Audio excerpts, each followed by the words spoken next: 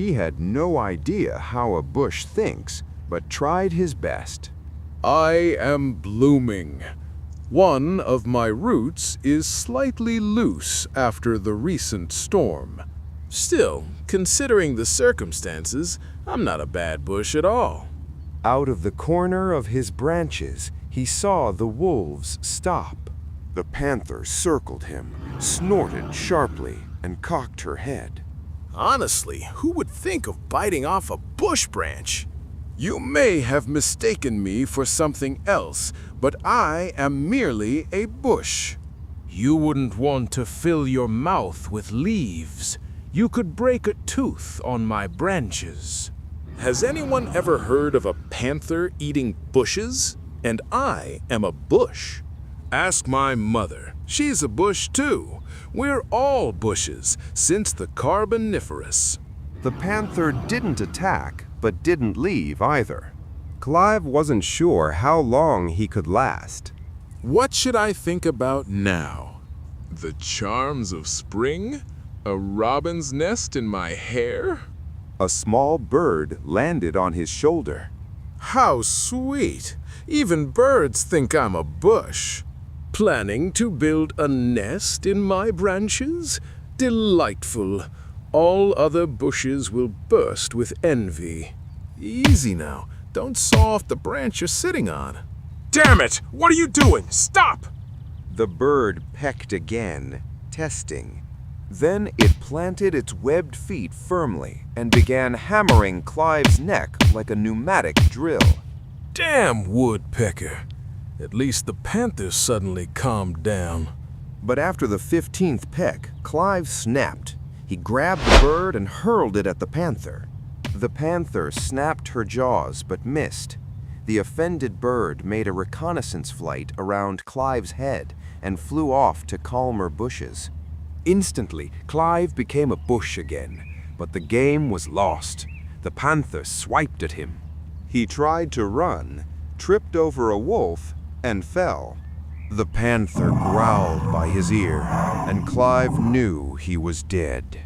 The panther hesitated. Clive became a corpse, down to the tips of his hot fingers. I have been dead for many days, many weeks. My blood has long since drained away. My flesh has rotted. No sane animal would touch me, no matter how hungry. The panther seemed to agree. She backed away. The wolves howled hungrily, but retreated as well. The age of my decay has increased by several days. I am utterly inedible and hopelessly unappetizing. Deep down, and I'm sure of it, I sincerely don't believe I'm fit to be anyone's snack. The panther kept retreating, the wolves after her. I am saved. If necessary, I can remain a corpse forever. And suddenly, he caught the real smell of rotting flesh. Looking around, he saw a gigantic bird land nearby. On Earth, it would be called a vulture. Is there nothing that can save me? Clive nearly cried. The vulture waddled toward him. Clive jumped up and kicked it. If I'm to be eaten, it won't be by a vulture. The panther reappeared with lightning speed, rage and confusion written on her foolish, fluffy face. Clive swung the metal rod. Pity there's no tree to climb, no gun to shoot, not even a torch to scare them off. A torch? Clive instantly knew the answer. He blasted the panther with fire, and she crawled away, whining. I spread rapidly in all directions, flames engulfing bushes, devouring dry grass. The panther fled like an arrow, wolves with her.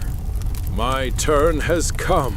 How could I forget that all animals have an instinctive fear of fire? Truly, I shall be the greatest wildfire ever to rage here.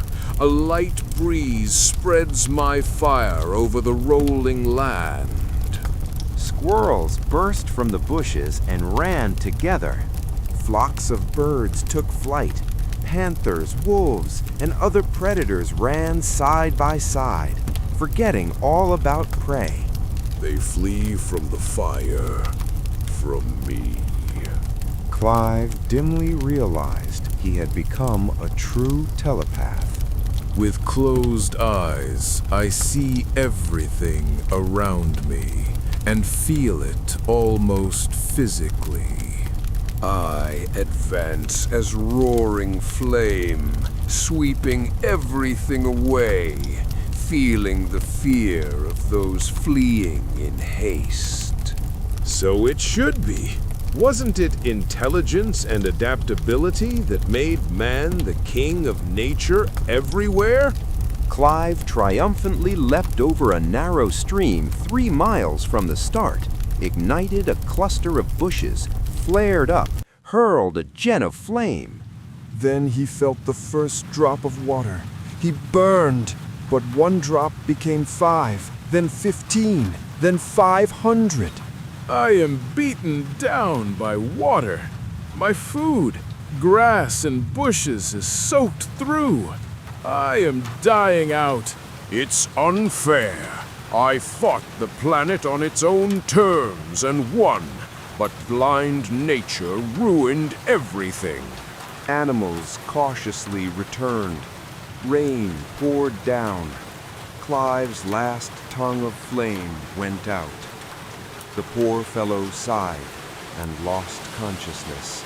A damn fine job. You guarded the mail to the last, a sign of a good postman. Maybe we can get you a medal. Clive opened his eyes. Above him stood the boss, smiling proudly. He lay on a bunk, metal walls of a starship around him. He was on the rescue ship. What happened? We arrived just in time. Best not to move yet. Another minute and it would have been too late. Clive felt the ship leave the planet. He went to the viewing port and stared at the green surface below. You were a hair's breadth from death. We managed to activate the humidification system just in time. You were standing at the center of the fiercest step fire I've ever seen. Looking down at the flawless green carpet, the postmaster seemed doubtful. His expression reminded Clive of the deceived panther. Wait, how is it that you don't have any burns?